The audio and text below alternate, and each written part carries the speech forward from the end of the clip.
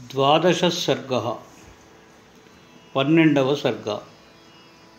సీత కనిపించకుండుటచే హనుమంతుడు చింతించుట. 1వ శ్లోకము.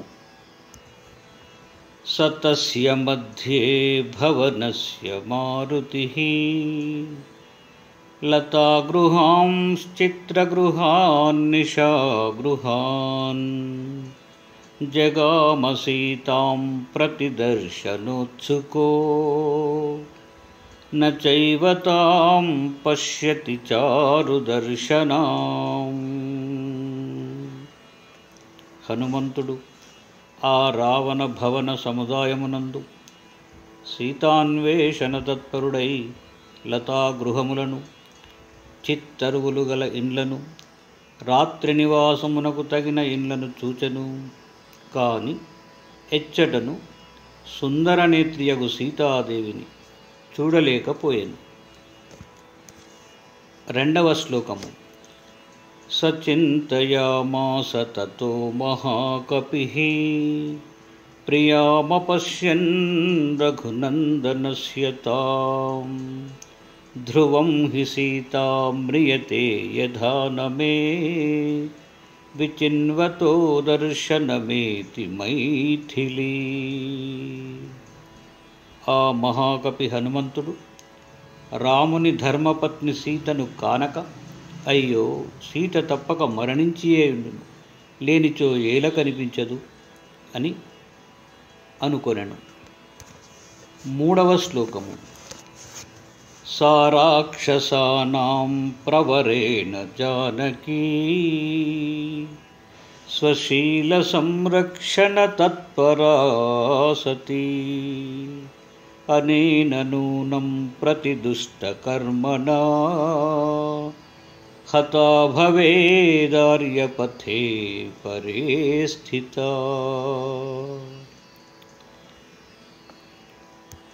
శ్రేష్టమగు సన్మార్గమున ప్రవర్తించు సీతాదేవి రాక్షసముఖ్యుడగు రావణుడెంత నిర్బంధించినను తన శీలమును కాపాడుకొను ప్రయత్నము చేయుచు దురాత్ముడగు రావణునిచే చంపబడియుండును. 4వ శ్లోకము. విరూపరూపా వికృతా వివర్చసో మహాననా దీర్ఘవిరూపదర్శనాః సమీక్ష్య సా రాక్షసరాజయోషితో భయాద్వినష్టా జనకేశ్వరాత్మజా. పొట్టి పొడవు గల రూపములతో న్యూనాధిక రూపములు కలవారును, వికృత వేషము కలవారును, తేజోహీనులను, పెనుమొగము వారును, పెద్దవి విరూపములు గల కన్నులు గలవారునగు రావణుని ఆజ్ఞను పాటించు రాక్షస స్త్రీలను చూచి జానకి భయముతో మరణించియుండును. 5వ శ్లోకము. సీతామదృష్ట్వా హ్యనవాప్య పౌరుషం విహృత్య కాలం సహ వానరైః న మేస్తి సుగ్రీవ సమీపగా గతిః సుతీక్ష్ణదండో బలవాంశ్చ వానరః. సీతను కానక, శత్రువులపై పరాక్రమమును చూపక, చాలా తడవు వానరులతో గడిపిన నాకు మా రాజగు సుగ్రీవుని చెంతకు పోవుటకు వీలు కాదు. ఆయన బలవంతుడు, తీవ్ర దండన విధించువాడునగుటే ఇందులకు కారణము. 6వ శ్లోకము. దృష్టమంతఃపురం సర్వం దృష్టా రావణయోషితః న సీతా దృశ్యతే సాధ్వీ వృథా జాతో మమ శ్రమః. అంతఃపురమంతయు వెదకి తిని రావణ స్త్రీలను అందరినీ చూచి తిని, అయినను పతివ్రతయగు సీతాదేవి నాకు కనపడలేదు. నా శ్రమయంతయు విఫలమైనది. 7వ శ్లోకం. కిన్ను మాం వానరా సర్వే గతం వక్ష్యంతి సంగతాః గత్వా తత్ర త్వయా వీర కిం కృతం తద్వదస్వనః. సీతాదేవిని చూడకయే నేను కిష్కింధ చేరుదునేని. నన్ను వానరులు కలుసుకొని, వీరుడా, నీవు లంకకేగి చేసినది ఏమో తెలుపుమని అడగరా. 8వ శ్లోకము. అదృష్ట్వా కిం ప్రవక్ష్యామి తామహం జనకాత్మజాం ధ్రువం ప్రాయముపైష్యంతి కాలస్య వ్యతివర్తనే. సీతను చూడని నేను ఏమని చెప్పుదును. కాలాతీతమగుచో వానరులు ప్రాయోపవేశము చేయుదురు. 9వ శ్లోకం. కిం వా వక్ష్యతి వృద్ధశ్చ జాంబవానంగదశ్చ సహ గతం పారం సముద్రస్య వానరాశ్చ సమాగతాః. వృద్ధుడగు జాంబవంతుడు, యువరాజగు అంగదుడు తక్కిన వానరులను నిష్ఫలముగా లంకకు పోయి వచ్చిన నన్ను ఏమందురు. 10వ శ్లోకము. అనిర్వేద శ్రియో మూలం అనిర్వేద పరం సుఖం అనిర్వేదో హి సతతం సర్వార్థేషు ప్రవర్తకః. ఉత్సాహమే సంపదకు మూలము, ఉత్సాహమే పరమసుఖము, ఉత్సాహమే ఎల్లప్పుడు మనుజుని సకల కార్యములలో పాల్గొనున్నట్లు చేయును. 11వ శ్లోకము. కరోతి సఫలం జంతోః కర్మ యత్తత్కరోతి సహ తస్మాదనిర్వేదకృతం యత్నం చేష్టేహముత్తమం. ఈ ఉత్సాహమే వ్యక్తి చేయ తలపెట్టిన పనిని సఫలము చేయును. కావున ఉత్సాహముతో మరింతగా ప్రయత్నించెదను అని హనుమంతుడు ఆలోచించెను. 12వ శ్లోకము. భూయస్తావద్విచేష్యామి దేశాన్ రావణపాలితాన్ ఆపానశాలా విచితాః తథా పుష్పగృహాని చ. రావణుడు రక్షించు సకల ప్రదేశములను మరల వెతికెదను. నేను ఇప్పటి వరకు పానశాలలు వెతికితిని, పుష్పగృహములను వెతికితిని. 13వ శ్లోకము. చిత్రశాలాశ్చ విచితాః భూయః క్రీడాగృహాని చ నిష్కుటాంతరరథ్యాశ్చ విమానాని చ సర్వశః. క్రీడాగృహములు, ఉద్యానవనముల నడుమనున్న వీధులు, విమానములు వెదికితిని. 14వ శ్లోకము. ఇతి సంచింత్య భూయోపి విచేతుముపచక్రమే భూమిగృహాంశ్చైత్యగృహాన్ గృహాతి గృహకానపి అని తలంచి సీతాన్వేషణకై భూబిలగృహములు, చతుష్పథ మంటపములు, ఇండ్లకు దూరముగా స్వేచ్ఛా విహారార్థము నిర్మింపబడిన గృహములను ఆ హనుమంతుడు వెదుకనారంభించెను. 15వ శ్లోకము.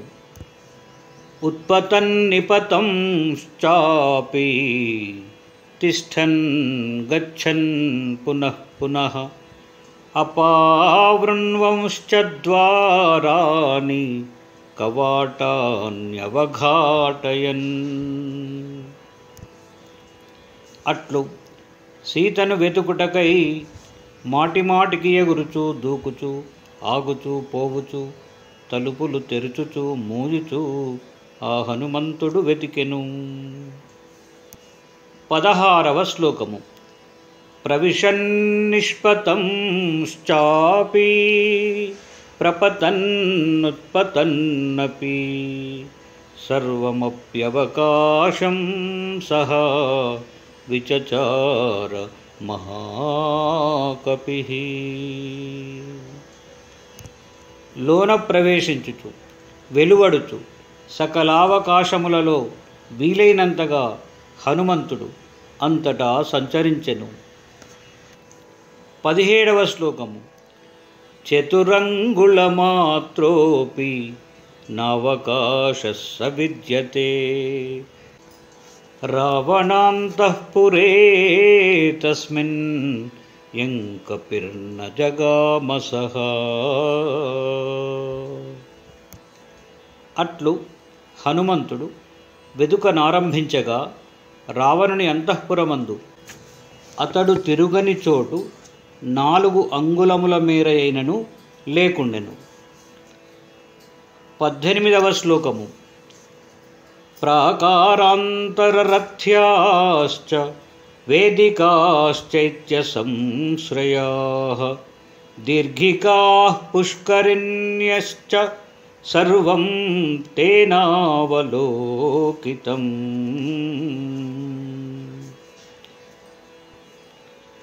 ప్రాకారము నడుమనున్న వీధులు, చతుష్పథ మంటపములు, మహావృక్ష సమూహములు, దిగుడు బావులు, కొలనులు ఇలా అన్నింటినీ ఆ హనుమంతుడు పరిశీలించెను. 19వ శ్లోకము. రాక్షస్యో వివిధాకారాః విరూపా వికృతాస్తథా దృష్టా హనుమతా తత్ర నతు సా జనకాత్మజా. హనుమంతుడచ్చట నానా విధములగు ఆకారములతో వికృత రూపముగల రాక్షస స్త్రీలను చూచెను కాని సీతను మాత్రము చూడజాలడయ్యెను. 20వ శ్లోకము. రూపేణా ప్రతిమాలోకే వరా విద్యాధర స్త్రియః దృష్టా హనుమతా తత్ర నతు రాఘవనందిని. సాటిలేని రూపము గల శ్రేష్ఠ విద్యాధరాంగనలను హనుమంతుడు చూచెను కాని రాముణ్ణి ఆనందింపజేయు సీతను మాత్రం ఆ హనుమంతుడు చూడలేదు. 21వ శ్లోకము. నాగకన్యావరారోహాః పూర్ణచంద్రనిభాననాః దృష్టా హనుమతా తత్ర నతు సీతా సుమధ్యమా. పూర్ణచంద్రుని బోలు సుందరమైన మోముగల నాగకన్యలను హనుమంతుడు చూచెను కాని మంచి నడుము గల సీతను మాత్రము చూడలేకపోయెను. 22వ శ్లోకము. ప్రమథ్య రాక్షసేంద్రేణ నాగకన్యా బలాధృతాః దృష్టా హనుమతా తత్ర న సా జనకనందిని. రావణునిచే బలాత్కారముగా తేబడిన నాగకన్యలను అతడు చూచెను కాని సీతను మాత్రము చూడలేదు. 23వ శ్లోకము. సోపశ్యంస్తాం మహాబాహుః పశ్యంశ్చాన్యావరస్త్రియః విషసాదముహుర్ధీమాన్ హనుమాన్ మారుతాత్మజః. మహాభుజుడు ధీమంతుడు వాయునందనుడగు హనుమంతుడు సీతాదేవిని చూడక తక్కిన శ్రేష్ఠ వనితలను మాత్రమే చూచి మరల మరల విషాదమునొందెను. 24వ శ్లోకము. ఉద్యోగం వానరేంద్రాణాం ప్లవనం సాగరస్య చ వ్యర్థం వీక్ష్యానిలసుతః చింతాం పునరుపాగమత్.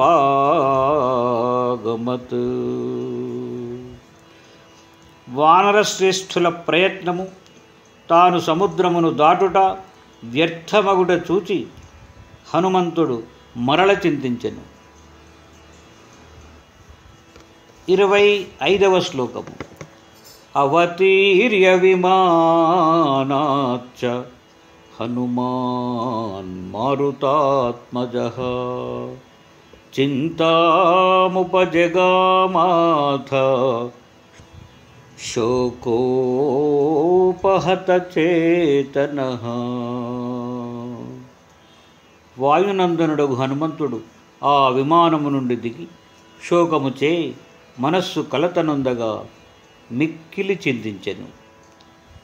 ఇది ఆర్షే శ్రీమద్ రామాయణే వాల్మీకీయే సుందరకాండే 12వ సర్గః సమాప్తః. ఇట్లు వాల్మీకి మహర్షి రచించిన శ్రీమద్ రామాయణమున సుందరకాండమున 12వ సర్గము సమాప్తము. 12వ సర్గః 12వ సర్గ.